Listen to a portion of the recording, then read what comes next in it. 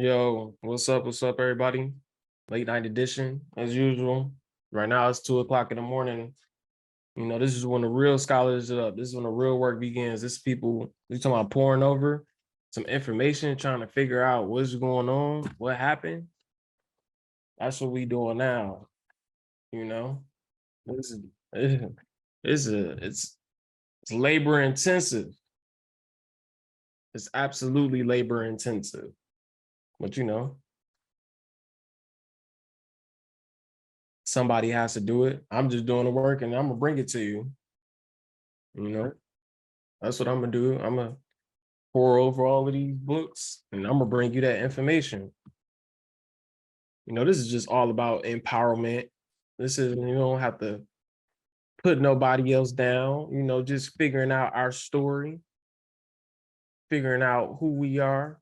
And essentially, that's what I really think that people don't want us to find out. So they want us to have particular narratives that are fed to us. They give us half truths. And the reason why I say that they're half truths is because it's part of the story, like the infamous Martin Luther King and I Have a Dream speech, right? They give you part of the story, but here I go. Look at this. Great speeches by African Americans. As you see, as always, I got my tabs in here, but we can turn to the Martin Luther King speech right here. And their favorite part, what we always hear about, is I have a dream that my four little children will one day live in a nation where they will not be judged by the color of their skin, but by the content of their character. But what I don't really hear much about is that promissory note, that good old promissory note. When he talked about coming to cash a check and the bank returning insufficient funds when that's the check, a check about justice. You understand? So he says it's obvious today that America has defaulted on this promissory note insofar as her citizens of color are concerned. That promissory note he's talking about, if we just go up a little bit, they're talking about those unalienable rights that are included in the Declaration of Independence that talk about life, liberty, and the pursuit of happiness. And I kind of alluded to that in part one of the economic empowerment series and empowerment and economic justice series. So let me go ahead and move on. Instead of honoring this sacred obligation, America has given the Negro people a bad check, a check which has come back marked insufficient funds. But we refuse to believe that the Bank of Justice is bankrupt. We refuse to believe that there are insufficient funds in the great vaults of opportunity of this nation. So we have come to cash this check, a check that will give us upon demand the riches of freedom and the security of justice. And he also talks about the urgency of now. And he says, now is the time to rise from the dark and desolate valley of segregation to the sunlit path of racial justice. Now is the time to open the doors of opportunity to all of God's children. Now is the time to lift our nation from the quicksand of racial injustice to the solid rock of brotherhood. So what he's alluding to, of course, is the social progress, right? And that's what our nation loves to focus on. They call it progress because we have social justice. Argument, some of us can argue that we really ain't there yet, but we can all agree that we're much further. And I think that's what our friends on the other side always want to tell us, that we're much further than we were as a nation. And I would acquiesce to that statement. However, when we go back up to that insufficient funds, he's talking about the economics, you understand? Because to have social justice, but to not have economic justice, that's only half of the problem. I would say that's less than half of the problem. And so, he moves forward. And the other thing that he talks about too, when he talks about the time of now, that's what we have to really focus on, the urgency of now, not wait, not delay. Remember, justice delayed is justice denied. So when he's saying now, he says, I love this line too. This is no time to engage in the luxury of cooling off or to take the tranquilizing drug of gradualism. Now is the time to make the real promises. No, now is the time to make real the promises of democracy. And that word has so much weight in it. I don't think that we talk enough about democracy and those tools of democracy, but we don't focus on that contribution of our ancestors to democracy. What am I talking about? This book right here, The Birth, or the Destruction of Black Civilization. In the Destruction of Black Civilization, there is a chapter 6. And if you read that to me, it says the African Constitution, birth of democracy. What? Wait. You mean they were talking about democratic governments in Africa? And I'm not talking about Africa after colonialism, after they got their independence from the colonists. No. When we talking about, it says origins of African democracy. See, this is why I'm saying, this is why it's so important for us to peel open these pages, because we wait for other people to give us and come in and civilize us when we've already been civilized. You understand? You want to deal with us after the brainwashing mechanisms and components and the what we went through in this country. But I say we have to take it back a little bit before that, where we can get back to what was our natural state, not the animalistic state that you wanted to create,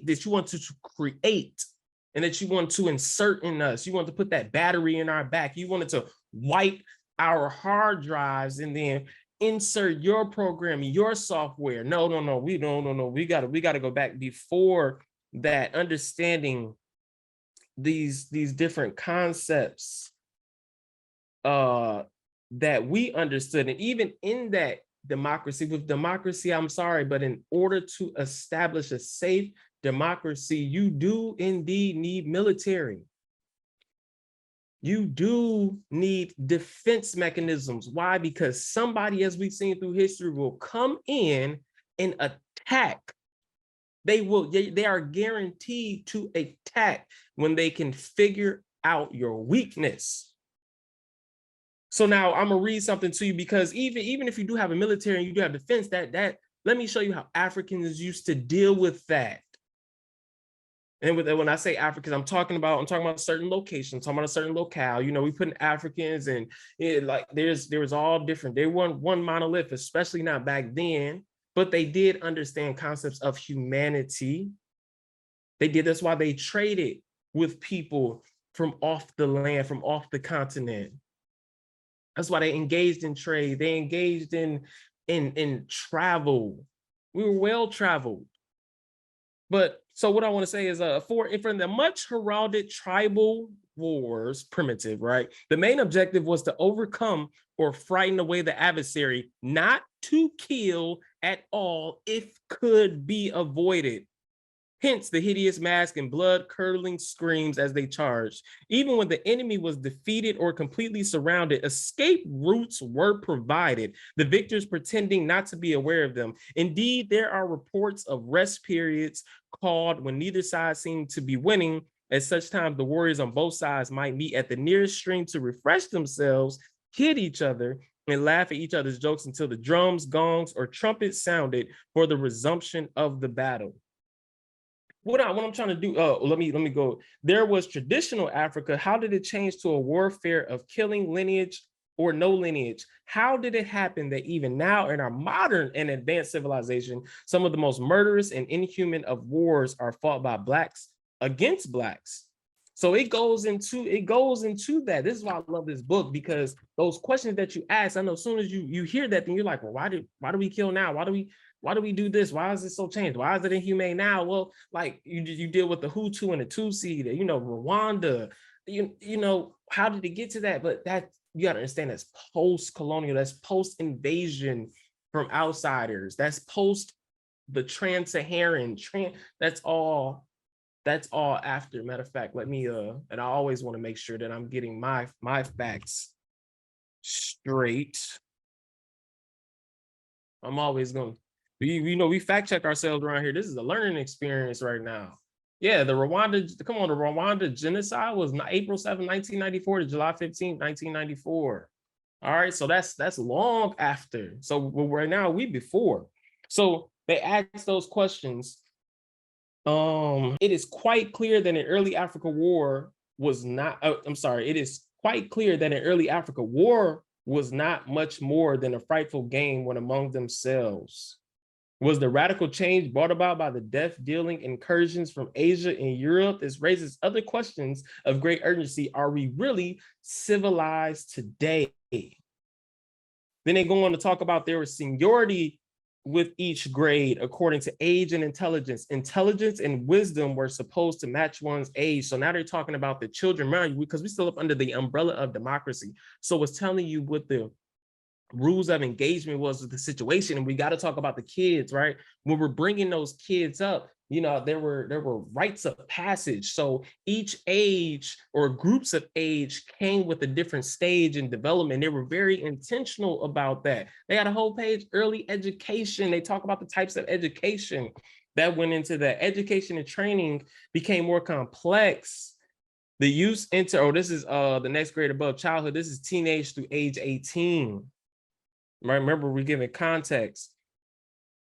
It says the boy was now required to learn his extended family history and that of his society, the geography of the region, names of neighboring states and the nature of the relations with them, the handling of weapons, hunting as a skilled art, rapid calculation, clearing the bush for planting, the nature of soils and which kinds grew what best, military tactics, care and breeding of cattle, the division of labor between males and females, bartering tactics, trade, rules of good manners at home and abroad. Rules, let me read that again, rules of good manners at home and abroad.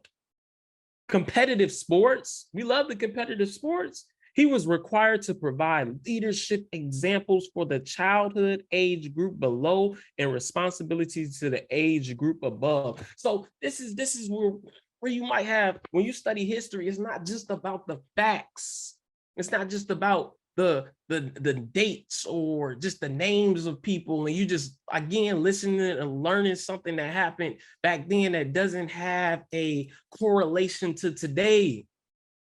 You hear that was ways of life. That's all that stuff you was teaching. You rewind this back so you can hear those different categories for what was being taught to the teenage. That was talking about 13 to 18.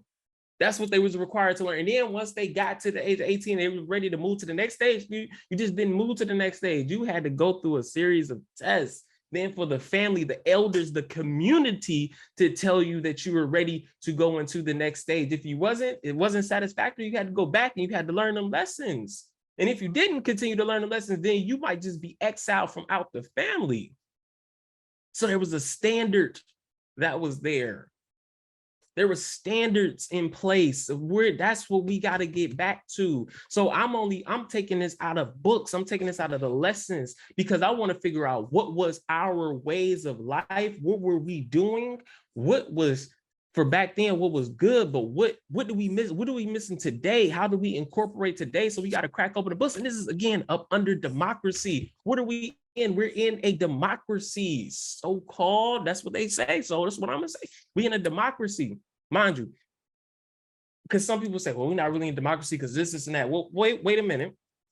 Remember, you have to be of the mindset that we aren't 100% there, but we're on a journey to get there. So the only way we get there is by your individual actions and activities and accountability for your circle and those around you. That's how we get to a more perfect America. That's how we get to this unity, this understand. Why when we're in school, if we're talking about democracies, right? Because we're going back, this is pre-Roman, mind you. I can go back a couple of pages. They're talking about Rome and they're talking about pre-Roman. So especially in our African-American predominant schools where we know we have behavior issues, we know we have some gaps to fill. Well, why aren't we honing in on this? Remember, it's not an individual sport. This is a team sport. So then the next one, they go through, I'm showing y'all the book. I'm not going to read y'all everything. Y'all, Y'all gonna have to get some of this work too, but I'm gonna try to give you all things in the tools that you could provide today, right? Something to pique your interest, be like, oh, man, let me go check that out. Why didn't you tell me about democracy in school from an African perspective? Then it look, come on, y'all. Come on, y'all. The earliest judicial system. So now, and here they're talking about leadership. They talking about, they talking about the king, right? But listen to what they say about the king. And they talk about constitutional theory and principles. Listen to what they say about the king. When they say the king is supreme or has absolute power, they mean that he has absolute power to carry out the will of the people. It was so well understood that supreme power rested in the people that it was never thought necessary to state such a fact. Likewise, they would say proudly, the king owns all the land in the country. Since everybody, listen to this, since everybody but a fool knew that he didn't, that nobody owned the land, and that the king's role was that of custodian and overseer, his principal duty being to see that the land was fairly distributed among all families.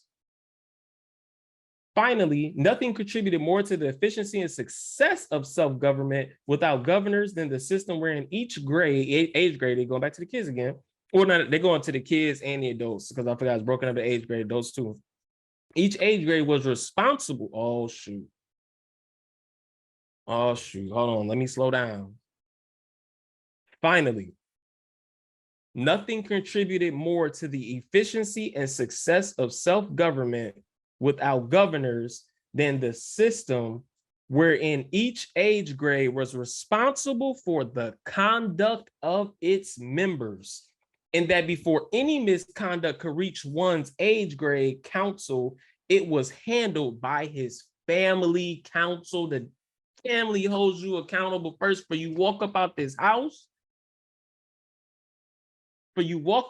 house, disgracing our family's name.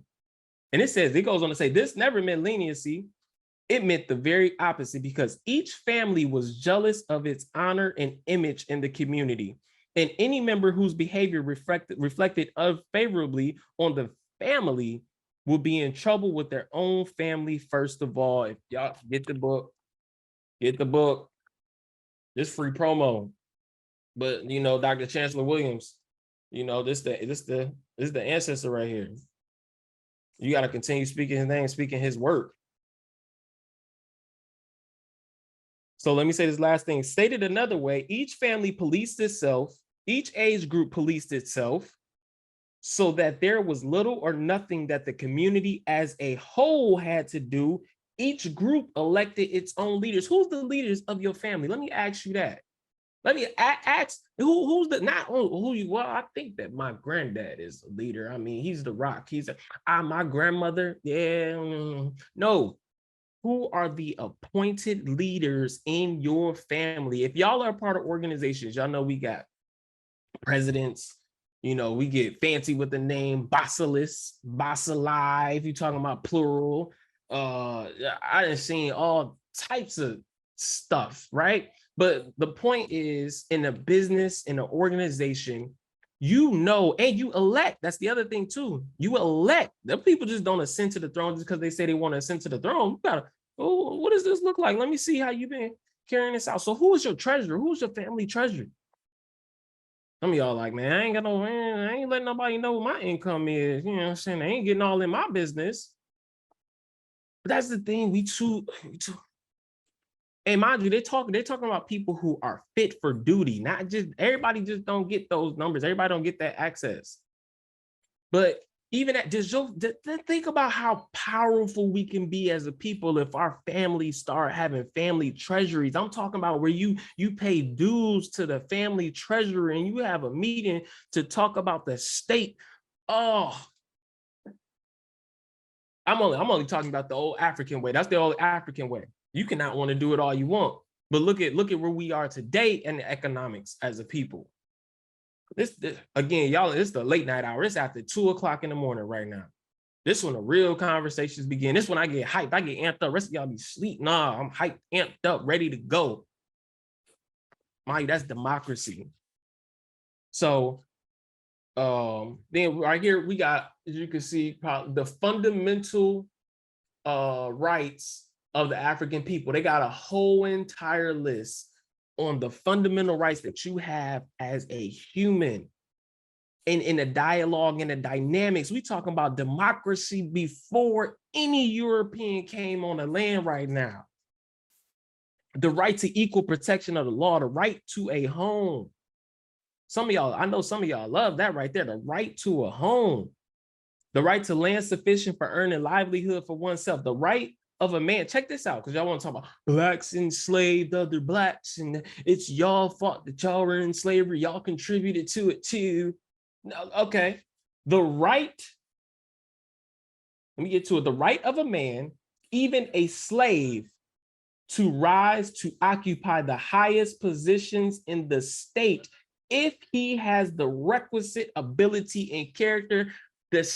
What so-called slavery that y'all talk about Africans endured on the continent up under other Africans is not the same on par at all with the type of slavery that we went through in the trans-Saharan slave trade, nor the transatlantic slave trade. And if you don't know about the trans-Saharan slave trade, I suggest you crack open a book and study it, because I don't want to hear your ignorance saying that, well, that was the enslavement of Africans on the continent. That was Africans enslaving other Africans. No, you have to put in the way they used Islam, the way they manipulated Islam, and then tried to separate people, incorporating a religious ethnicity on one people versus another people, divided themselves, even though they were of the same skin color, the same hue, and probably was of the same genetic makeup as there was before that indoctrination and inclusion of the manipulation. I'm saying that for a reason. The manipulation of Islam, the manipulation of the religious teachings. And some people use that and they separated themselves, because if you weren't part of the Islamic family, then you were not seen on the same level. So those were the people who were helping to enslave other people. And then you got all types of different layers and dynamics. What does this all tie into? This all ties into the plan to incorporate this. Do you see this right here? Let me zoom in real quick. Let me zoom in for you. This is HB 999, right? And so we're gonna focus. This is a little fact sheet that I got my hands on. Shout out to my people that was sharing this fact sheet around in these different groups so we can know what's really going on. But let's restrict general education core classes. That's the second one, provides that general education core classes may not distort significant historical events with misleading or incorrect presentations of facts, and prohibits curriculum based on or that otherwise uses pedagogical methodology associated with critical theory, including critical race theory, critical race studies, critical ethnic studies, radical feminist theory, radical gender theory, queer theory, critical social justice or intersectionality as defined by SBE and BLG. BLG is Board of Governors. The bill also outlines specific standards for general education courses in communications, humanities, social science, natural science, and mathematics. Provides that an institution not in compliance with this section will not be eligible for performance-based funding. What they're doing here is they're trying to gloss over, whitewash, or pick out certain important connectors and contextual understanding for conditions that we may have found ourselves in, or so they can maybe push up certain rhetoric, because we know we're the great democracy, right? There is no democracy that was like our democracy, this, and that. But what you never heard about democracy coming out of Africa. You never heard about the history of democracy and how that was crafted together. We don't have time for that. We can't do that. We don't want to teach that. No. There's a certain message we're trying to push forward right now. We're trying to talk about the exceptionalism of America. Like, anybody needs to hear all of that. They need to get, those are the the plans, that's how you now start to massage, and that's how that ties into this stuff, and where you're using critical race theory, but to really wipe out or change the story of Black history.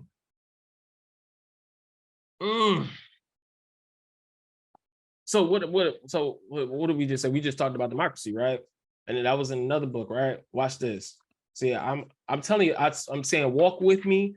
It's gonna all tie together. Walk with me. Remember, I told you about this book. I told you we were gonna talk about it. Yeah, I didn't forget. Boom.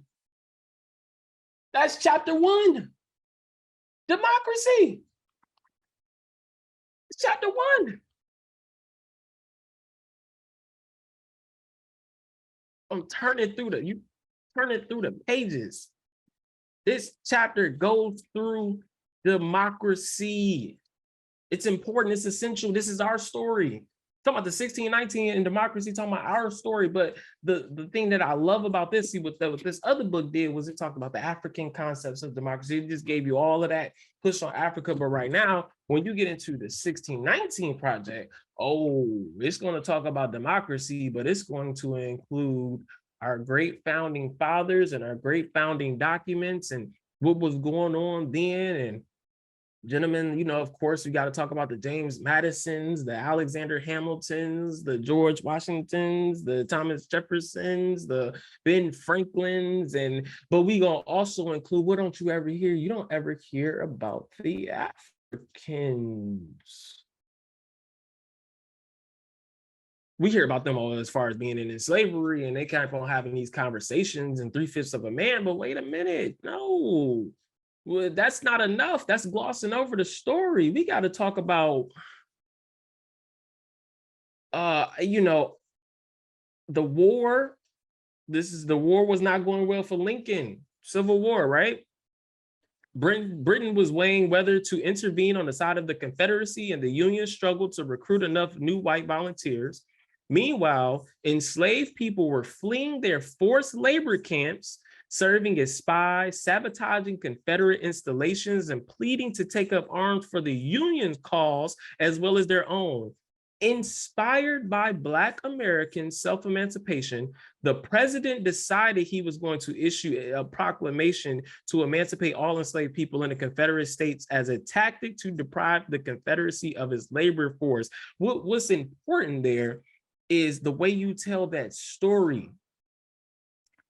See, we love Lincoln because we know he was the great emancipator. And the way they tell that story, it all seems like it was from the internal moral gauge of self that made him come to this conclusion and then want to turn his heart and pick up that pen and start to put pen to paper and create heart, mind, and soul into that ink on the pages. But the key thing is it says he was inspired by Black American self-emancipation. That means what they was doing when they were resisting on their own. He was that resolve that we possessed already inside of us, that trickled down DNA through generations from boat ride to boat ride, from continent, from sea to sea. That existed in us before we even got here. And that was passed down from our great, you know what, the Harriet Tubman, right? We hear about Araminta Ross. I need y'all to know that name. That is her. That's insane. But why was she so fierce? Why was she so good at traversing the land and getting through? Why they don't tell you that? They just tell you Harriet Tubman, little short woman, did this, and she was fierce, had that gun, you not turning back, all it, but they don't tell you the connection. Let me show you. You know, I'm on it. 2:33 in the morning. Oh, shoot. The devil trying to block this knowledge. Get out of here, devil. Let me go to something real quick for you. Screen. I don't even know how long it's been, y'all. You know, I usually put my watch on, but I know I was at 2:22, 2:34, so it's only been 10 minutes. All right, let me see. Y'all should be able to see this.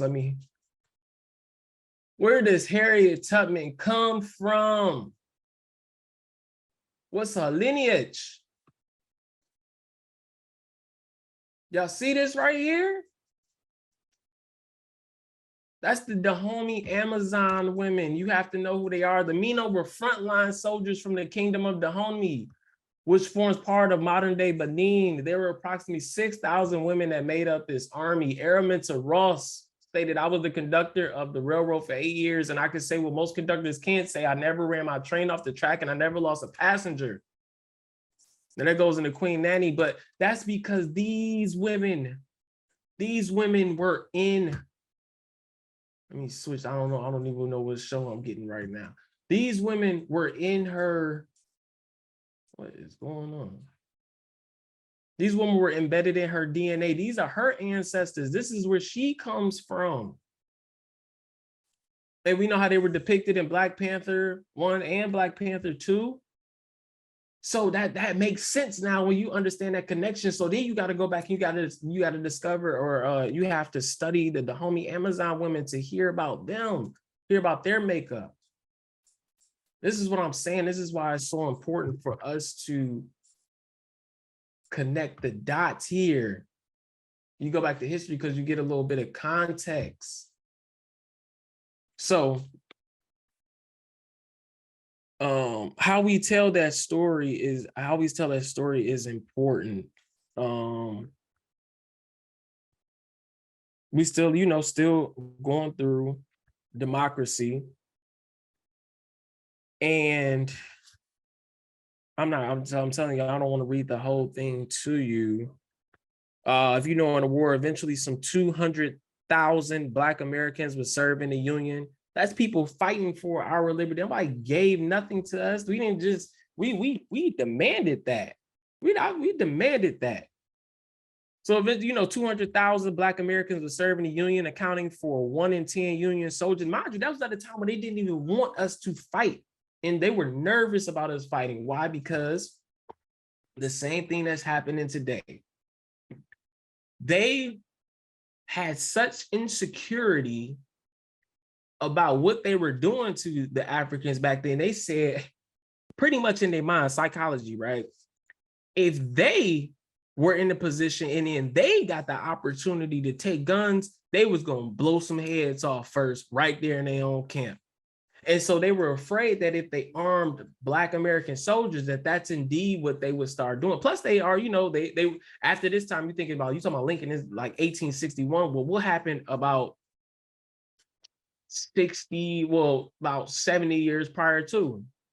That's still embedded in all of their minds. That damn Haitian Revolution. Oh, they were still in fear of that because they heard how the people of Haiti, they defeated the British, they defeated the Spaniards, they defeated the French. And at the time, you got to realize those three powers was like the American military. That was like putting America, Russia, and China together. And that through that guerrilla warfare, them Haitians on that island, through that resolving their resilience, got them up out of there, freed themselves. So that's the same thing. What I say, that's the same thing today is where you hear like Black Power, right? So they were dealing with this in the 60s and 70s. So when Black men say Black Power, well, remember what was going on the other side? They were saying white power. Well, they thought that one meant the same. So when we were saying Black Power, it wasn't saying Black Power and anti-white. Now, don't you bring up no anecdotal case and be like, oh no, what they called them the white blue-eyed devil, this and that. Listen, that's another thing that has a lot of layers of dynamics. I'm not even going to go through that, but if you want to debate, if you want to talk about that, then you got my email, hit me up. But so when they were saying Black Power, they were essentially talking about empowerment. It wasn't Black Power against anti-white. It was just Black power for self. And that's something we got to do as a people. We got to start empowering ourselves, not based off of what the opposition is and always comparing ourselves to the opposition. We have to compare ourselves within ourselves and just be saying, I'm saying this and I'm not even really thinking about what y'all got going on over there. We don't have the history of oppression and holding people out because of color and trying to hold people down when we're in a state of the hierarchy where the power rests within us. And then when you heard about Black nationalism, well, they're talking about black nationalism up against what? White nationalism. And both of them, they don't equate, they don't mean the same, but the way that people can understand that is only based off of, like, you project. So the way you think about things in your life is the way you think that other people think about things in their life. And we're so crazy, you'll be in a situation, and you ever had that conversation where you say, like, you met a person finally after a while, and you was like, man, I thought you didn't like me like this. And the other person be like, what? I never felt either way about you. But you were so insecure in yourself, you probably didn't like yourself for something that you thought everybody could see the flaw that you had within yourself. The perceived flaw that you had. So because of that, when you saw people looking at you, you thought they saw it and they never even noticed it because it was all in your mind. So when you hear this particular rhetoric about Black power, when they were saying white power, it was anti-Black. It was white power in the face of stepping on Black people or stepping on other minorities. But when we say Black power, it had nothing to do with that. It was just all about empowerment. Like, I see you, king. I see you, queen. Your Black skin is beautiful. My Black is beautiful. All of that. That's the way that we looked at it and that they can't understand. So they may look for some extreme cases, people who were saying whatever terminology, phraseology that people were using back then against white people that could be deemed racist, or like they say, Black supremacy. It doesn't even correlate. There is no such thing as Black supremacy because the power does not exist in Black people from an economic standpoint or a social standpoint to be supreme. To be supreme supreme and do what? What are we gonna do? Huh? What Fortune 500 come you finna keep you out of? What top Ivy League college we finna keep you out of? What what communities, what neighborhoods we finna keep you out of? You probably don't want to live in a neighborhood anyway.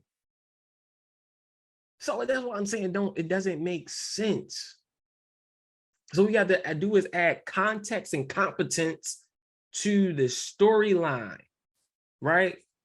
So let me, continue to get back. And even with Lincoln, right? It says still the final stage of Lincoln is still a person who only believes in partial Black inclusion and who is only advocating for the inclusion of certain Black people on certain terms. Nearly 3 years after Lincoln met with those men in the White House, General Robert E. Lee surrendered at Appomattox, effectively ending the Civil War and suddenly freeing 4 million Black Americans. And then, you go on from that and you go to Reconstruction. And you understand, so now remember, we're talking about democracy, right? So what happened to Reconstruction 1865 to 1877? Formerly enslaved people zealously engaged with the democratic process. The role Black Americans played in bringing about Reconstruction has often been overlooked. I just said that. Because until 1870 and the passage of the 15th Amendment, which finally granted Black men the right to vote, no Black people had ever been allowed to serve in any elected office in the U.S. Congress or in most states, and so their names do not often appear in political histories. But when you study Reconstruction, you realize and see how at that time Black people, they got into office, right? And so when they got in office, so many people went to go vote, and they were exercising the democracy that was denied to them for so long.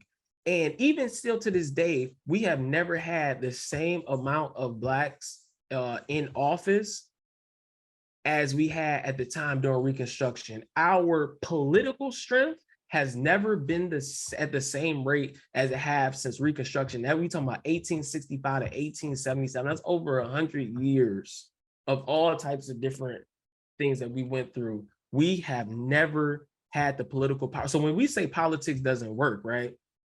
We haven't put forward the same strength. We haven't put forward the same effort and even gotten to the same rate that they did during Reconstruction to really make a determination on if democracy and politics doesn't work. I can understand if we put our best foot forward.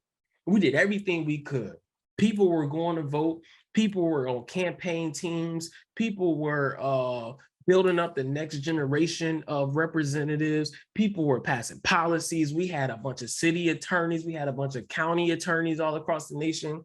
And then we still find ourselves in a situation that we in today, or a situation that's as bad. We're not passing no new laws or anything that helps us or helps America move forward. If we did all of that and then said voting, politics, and that stuff doesn't work, then I wouldn't be up here arguing. I wouldn't say nothing about it. But we can't say that because we haven't truly done that.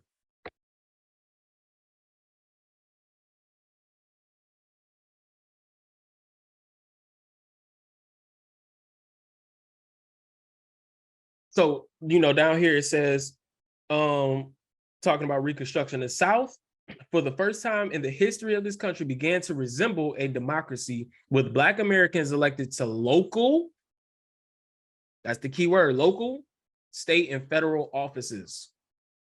Some 16 Black men served in Congress, including my guy Hiram Revels of Mississippi, who became the first Black man elected to the U.S. Senate in 1870.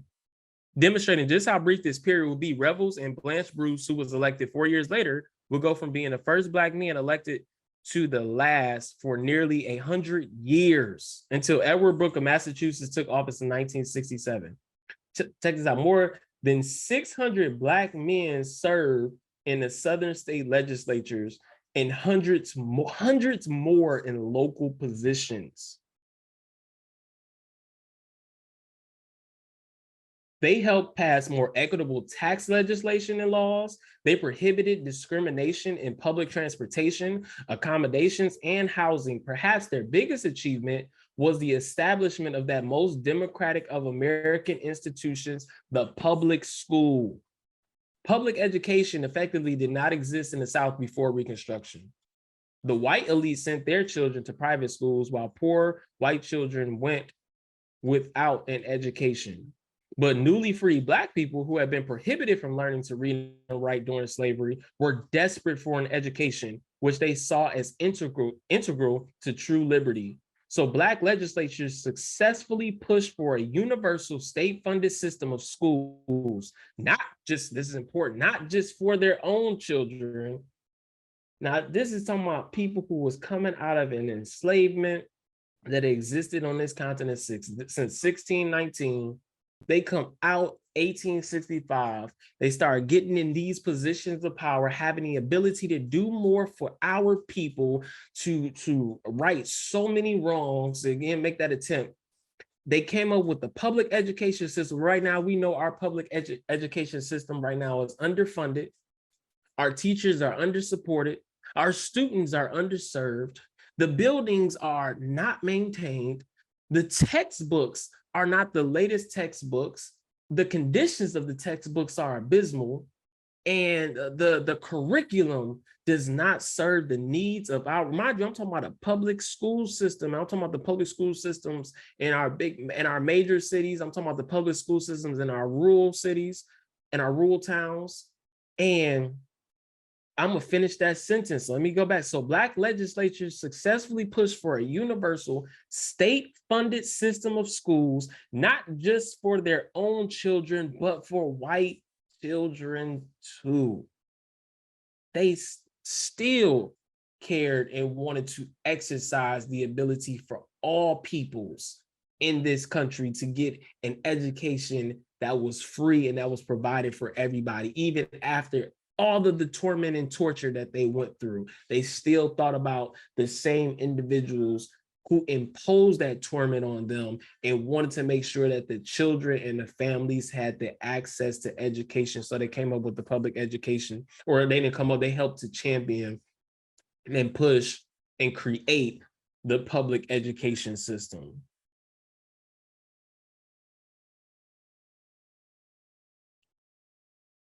I don't, what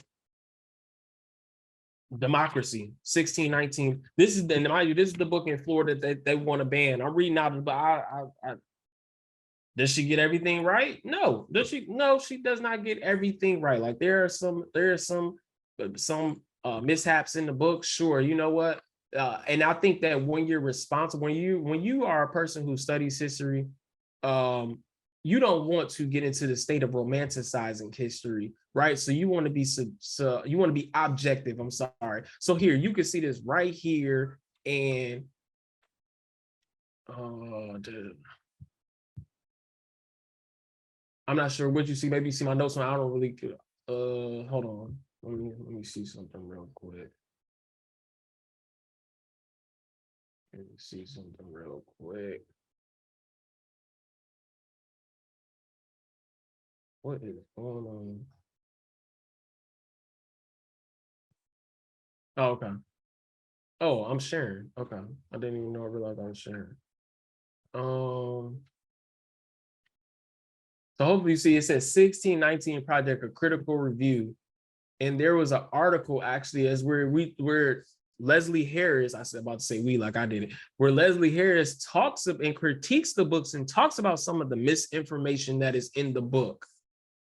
And she's talking about how the origins or the cause of the Revolutionary War, where the book states that the Revolutionary War's main focus and interest was the preservation of slavery. And she says, well, it wasn't the preservation or the institution of slavery for the colonies, which did benefit from it. But she says that she vigorously disputed the claim. Although slavery was certainly an issue in the American Revolution, the protection of slavery was not one of the main reasons that 13 colonies went to war. And as you can see, there's multiple slides that's being developed over here. And so it's not a problem with admitting or offering some critiques. But when you want to, now I can stop sharing, but when you want to ban a whole damn book and then you want to erase the whole entire book and talk about that it has some type of agenda in it to make kids feel bad, and it's what hold on, wait. If this is the history of America and we got multiple books, if I bring my camera closer, we got multiple books that tell you about different things. Hell, I might end up helping brainwash right here. Another book, Challenging the Myth of Black Inferiority, that goes back and talks about the conditions of slavery as well. You got all these books over here that explores how people were impacted through what happened slavery. And you want to, and then what about the people who actually went through? So you talking about people's feelings getting hurt. I'm sorry, it's a thing. Like, you can't romanticize history, and essentially that's what you want to do. And responsible historians will not romanticize history. You got to talk about the good, bad, and ugly. And the ugly does not lower the value of the country or lower the value of what it is that we have, that we're trying to create. Remember, we're trying to create something. The most beautiful things are made out of states of chaos. Look at the world. A Big Bang was a big chaotic mess of matter and energy and elements that had no form and function, that had to come together, implode, and then create a world of what we have today. So why the hell will we expect for a nation, or we would expect a civilization to not come out of, not to be created out of some type of turmoil too? Just a lesson for life. From whence you came is not the determination and the final period on your story. It's a part of it, but it doesn't end there. It ends there if you allow it to end there. So with this whole HB 999, what they're trying to do, let me bring it back up. This whole ignorance, you know what? Before I even bring that back up, I can bet your damn bottom dollar that you ain't gonna find the people who's talking about this who actually read the contents in it. Do you read things that you don't agree with? How about that? Do you study the things that you don't agree with? I just told you there's flaws in here, sure. But what I just read, you tell me where that's wrong. You tell me where I lied about anything as far as any of the stuff that I just read. And that's just a section because I'm staying on the context of democracy. I can go through the book, pull out, and open up a page, and then we can go here and talk about private property is the cornerstone of capitalism. Is that a fake sentence too? It's what it is what allows someone to own a factory or a corporation, a piece of land or apartment building, and secure profit from the workers or tenants who do not own such assets. Well, so let's do another one. Let's do another random. We're gonna do another random page, y'all. All right, here. I'm on another random page. I got this one highlighted. What does it say here? Douglas then plunged into a broader debate. I want a home here, not only for the Negro, the mulatto, and the Latin races, but I want the Asiatic to find a home here in the United States and feel at home here, both for his sake and for ours. Douglas was prophetic. In 1870, Congress for the first time opened the possibility of citizenship by naturalization to immigrants of African descent, but it declined to do the same for immigrants from China. Ah, that's prophetic. As you see, I don't know if you could tell, but it's getting brighter in here. So that means, because I stay up so late, I have to put on a timer or my lights, and my lights shut off at 3 o'clock to let me know to go to bed. Why? Because I'm up doing this type of work. And the only thing I'm doing right now while I videoed it is because I'm showing you a glimpse into my world and how hard I work to make sure we get these facts straight and get this understanding. So that's what y'all about to see. If I stayed on here for another, get out of here. If I stayed on here for another 4 minutes, you would actually see the lights shut off.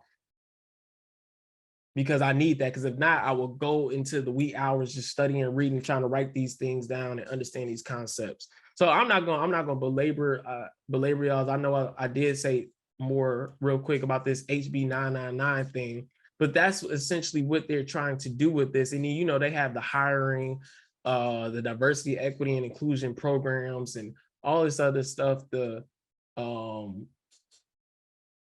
talking about the student organizations.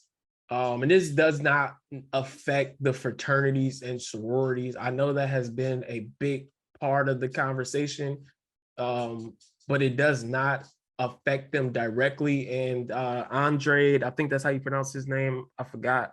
I'm not looking at it, but he even explicitly said that it will not affect the fraternities and sororities. And it doesn't need to affect the fraternities and sororities for us to know how bad this situation is and how much we need to pay attention. But we also need to have a plan in place for if the Stop Woke Act goes through and they get rid of the AP African American Studies course, then what are we going to do as a people, as a community? You know, when we have to depend on that, we fight for that, labor for that, but they can't, the buck can't stop there just because it's not in the schools. We have an opportunity to do here. I'm going to do it. So if you want to sign up for a class, if you want to get with me, if you want me to teach the class, come lecture, I will do it. Community centers, all of that. You know, and you have to do it too. I can't just be the only one. I can't run around this whole entire nation doing it. I would love to. It's my passion. I do this right now. I do it for the love of my culture, my people, and to give us understanding. But you see about the hiring process of faculty. This is the fact sheet. Removes gender from non-discrimination funding policy. Ban states and colleges and universities from expending funds to any organization that discriminates on the basis of race, color, national origin, sex, disability, or religion, but it just deletes gender from out of it. And there are some additional program changes as well. But I believe that this top part, the select majors, minors, and curriculum, general education, the reason you're trying to do that is because you are trying to indoctrinate and you're trying to omit information because they know that more than likely people won't go searching for it. And we're going to make what's important, what's right in front of our eyes at the time, and especially with our children. And so that's why it's important for us to even if we can't, we still take up that information ourselves and we provide other avenues for learning. That's essential. We can't be dependent on outsiders to take care of us. And so as we learn about those democracies, like I said, we learn about those states, we got to ask those questions. What are we doing to empower ourselves and empower each other.